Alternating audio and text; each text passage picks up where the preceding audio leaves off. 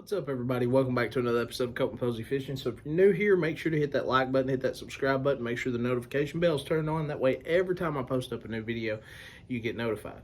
So today, we're going to be talking about summertime, deep summer. I'm talking about 97, 100-degree weather. I mean, it's just hot. It's just hot. So a lot of people struggle this time of year. This is the time of year where I really flourish as a fisherman. This is the time of year where I catch the most fish that I would any time throughout any seasonal pattern, whether it's the spring, the fall, the winter, doesn't matter. This is the time where you can really get up on those big schools of fish and you can catch multiple fish over and over again. So stay tuned. This is something you don't want to miss.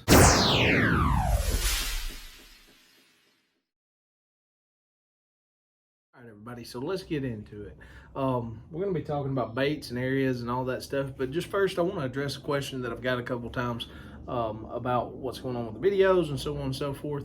So I've had to slow down putting videos up. So we've had stuff go on here at the house. My wife, she's had to have surgery and stuff like that. So we've just had a lot going on, and it's just hard to find the time to post the videos right now. And not only that, I don't want to post up videos just to post up videos. Yes, I make money off my videos and so on and so forth, but it's not about making money off the videos. It's about giving you accurate information. That way, when you go out on the lake, you have the confidence or the information to catch the fish that you're targeting on that specific lake. So that's my main goal.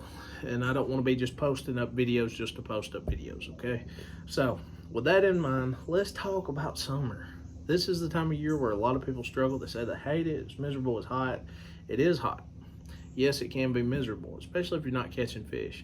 But the main thing is understanding where these fish go, where they live, where they transfer to, things like that, or transition to, I'm sorry. And understanding there's a difference between cover and structure, okay? So a lot of people will say this, there's a lot of debate about structure and cover, okay? Your structure is going to be like your point, okay? That's going to be your structure. The entire point is going to be your structure. The cover is going to be what's on the point, if that makes sense. So it may be a rock that the fish are hurtled around, or a sunken treetop, or something like that. That's your cover, okay? So let's go into where does these fish live. Some people say on the main lake. Some people say in the back of the creek. Some people will say under this dock, under that dock, or whatever. All is correct, okay? There is no, these fish live here year-round, whatever, and there's no fish anywhere else. There's no such thing, okay?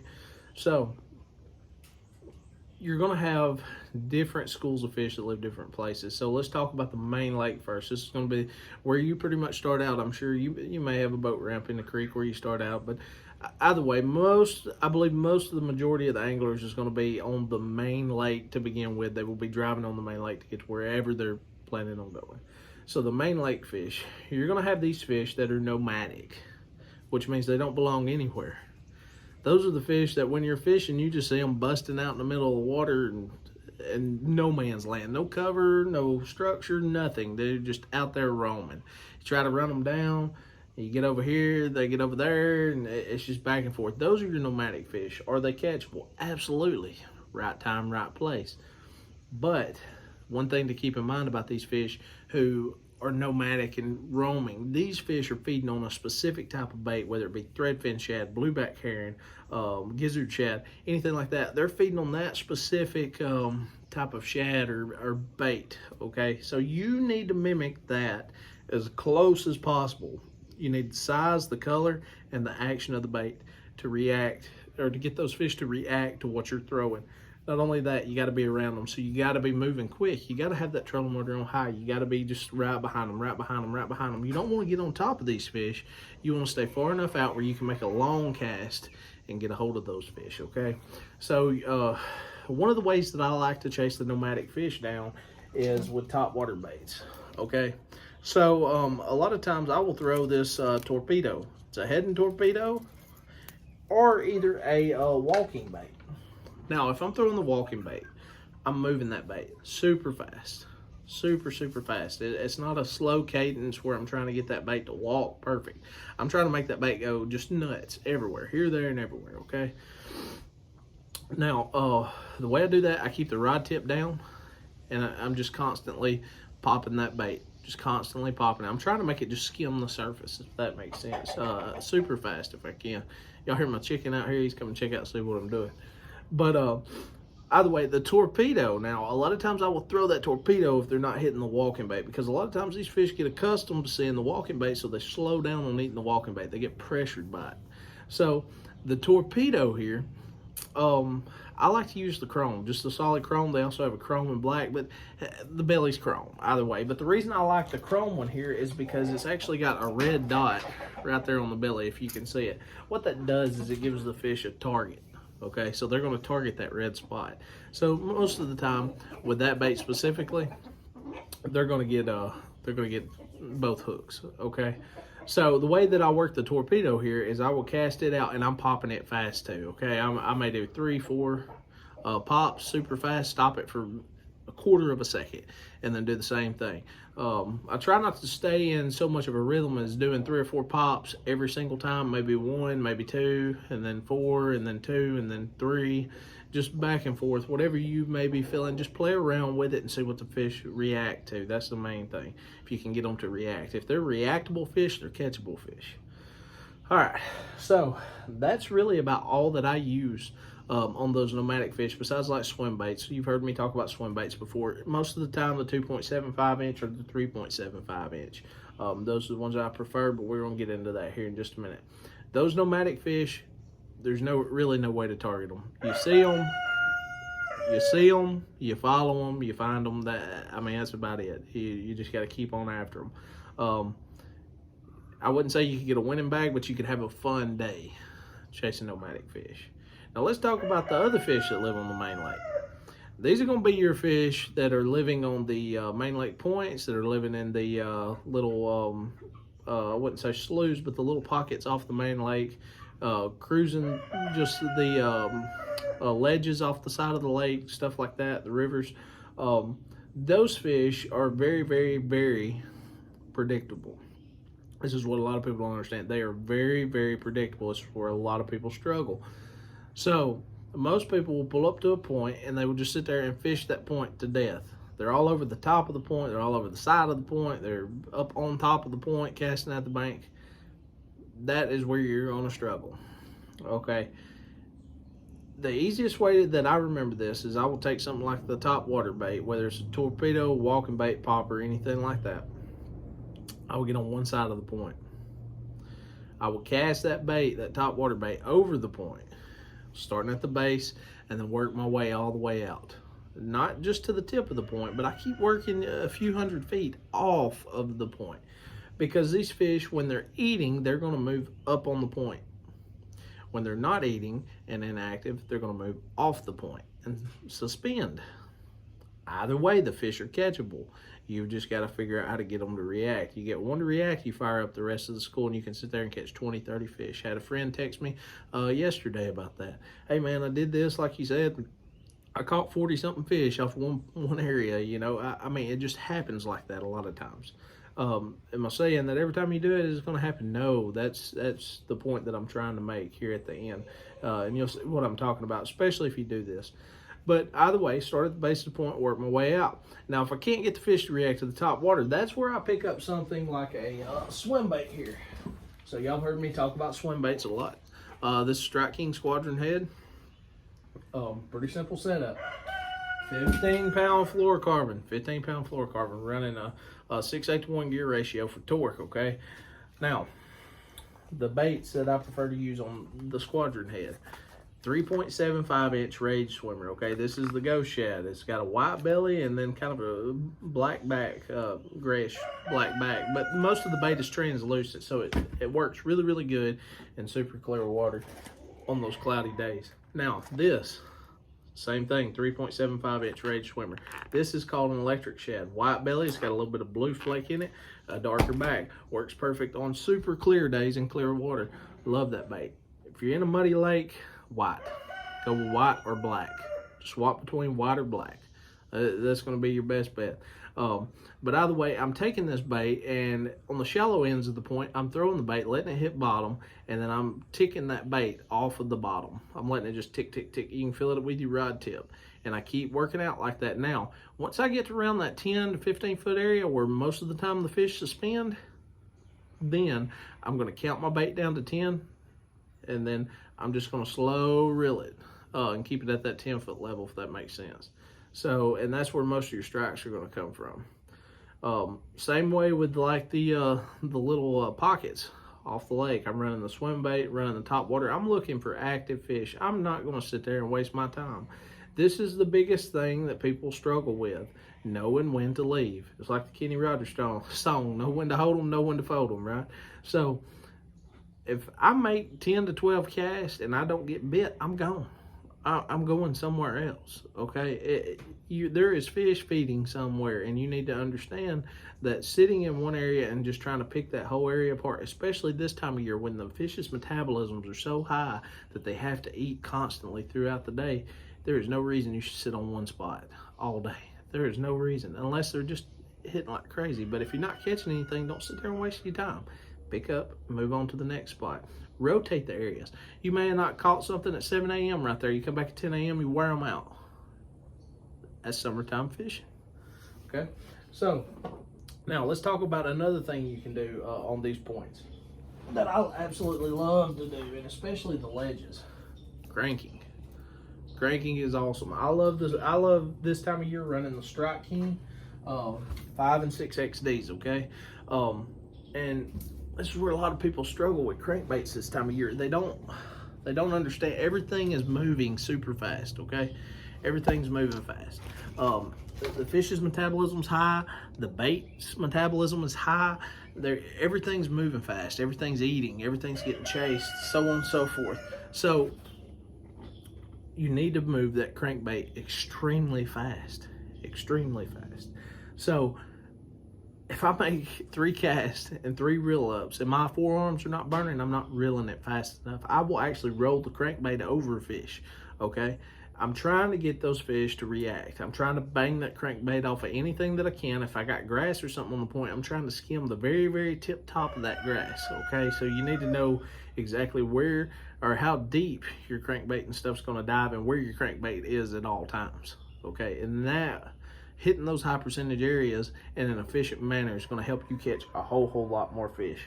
So crankbaits, you're going to get them out this time of year. As soon as they hit, rod tip in the water and just reel as fast as you can. As fast as you can. I'm not kidding. Crank the reel as fast as you can and hold on, because when they hit it, they're going to about jerk it out of your hand. Now, talking or expressing about that, the crankbait, and all these baits, by the way, is going to be for the fish that are on the main lake, for the fish that are in the creeks. It doesn't matter. We're going to tie it all together here soon, so don't get confused. I'm not going to give you 100 different lures. You don't need 100 different lures. You don't need 100 different colors, okay? It's a super simple method that works anywhere in the U.S., okay? If there's largemouth bass, spotted bass, or smallmouth bass, this will work, okay? This time of year. Confidence is a huge key to it. So, let's talk about drop shots. Y'all have heard me talk about drop shots several times, okay? Super long leader, probably 3 foot leader, okay? Got the weight down here at the bottom. I prefer the pencil weights because of rocks and stuff like that. If you hadn't saw my video, how to tie a drop shot properly, check that video out. I'll give you information on how I tie my drop shot. Now, what do I run on my drop shot? This is a huge one, okay? Now, let's talk about the lakes that have like blueback, or not blueback herring, I'm sorry, threadfin shad, gizzard shad, stuff like that. A lot of crawfish. This right here, robo worm. I believe this is the Aaron's Magic. Yep, Aaron's Magic robo worm. Perfect on a drop shot. There's 2 different ways you can run that worm on a drop shot. I can wacky rig it through the side, or I can nose hook it. Most of the time I nose hook it, let that bait sink down. I'll sit there and watch the fish on my graph. I'll watch my drop shot on my graph, and then I will sit there and wiggle that bait in front of them, just barely shaking my rod tip. Super simple setup. Now, I run braided line to a fluorocarbon leader. The reason I do that, eliminates some stretch, eliminates line twist, so it helps me a lot on my spinning rod. 6-pound fluorocarbon, okay? Cigar fluorocarbon, that's what I run on my spinning rod there for my drop shot.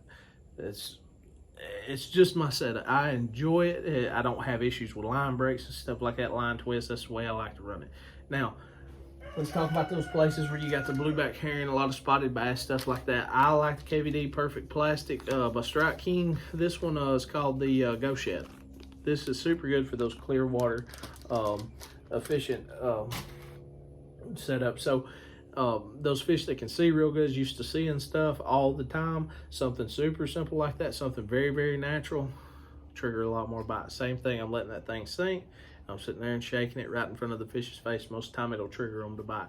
With the KVD Perfect Plastics, also the bait is not as long as like a robo worm, so you're not going to struggle a lot of times with them taking half of the bait.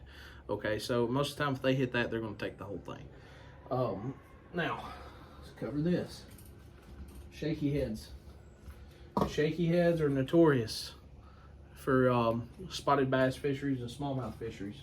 Okay, with a shaky head, you're kind of doing the same thing, throwing that bait out. You're letting it hit bottom, and you're sitting there shaking. I shake mine on a slack line.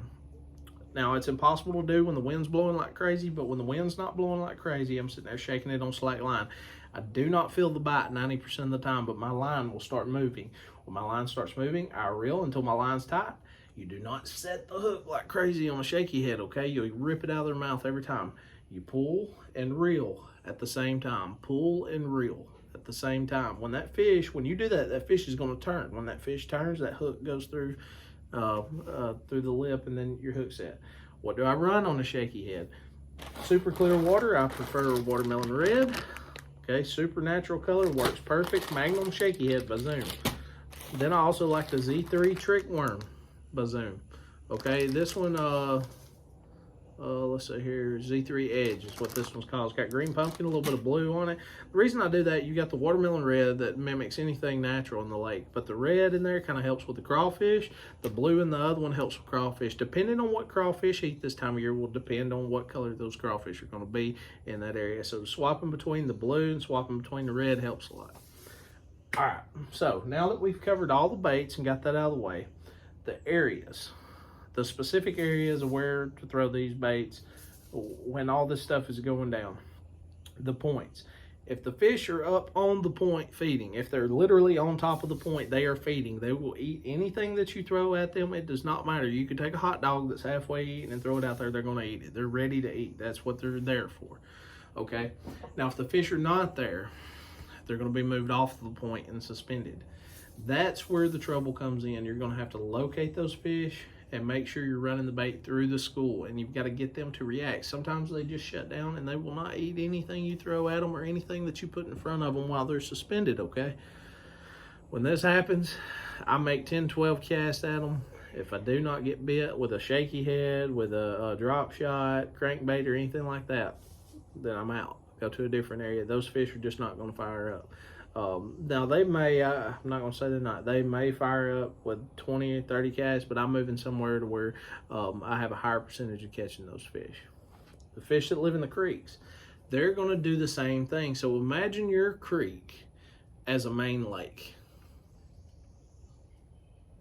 Now that may have just clicked with you if you hadn't ever thought of it like that, but imagine your creek that you're fishing as a main lake. I want to hit the points. I want to hit the pockets in the creek channels. Now you're going to have a lot of cover with like docks and stuff like that on the main lake, and you're going to have it with the in the creeks too. Now, what can make the difference on docks? Instead of fishing 100 different docks, fish the docks that are closest to the main lake points, to the main creek points, to the pockets and stuff like that. Fish those areas efficiently with your top water baits, with your crankbaits, swim baits, stuff like that. I prefer fishing with a swim bait. That way I can skip under the docks pretty deep and try to trigger those bites that way. Now, let's talk about the fish that live, the nomadic fish.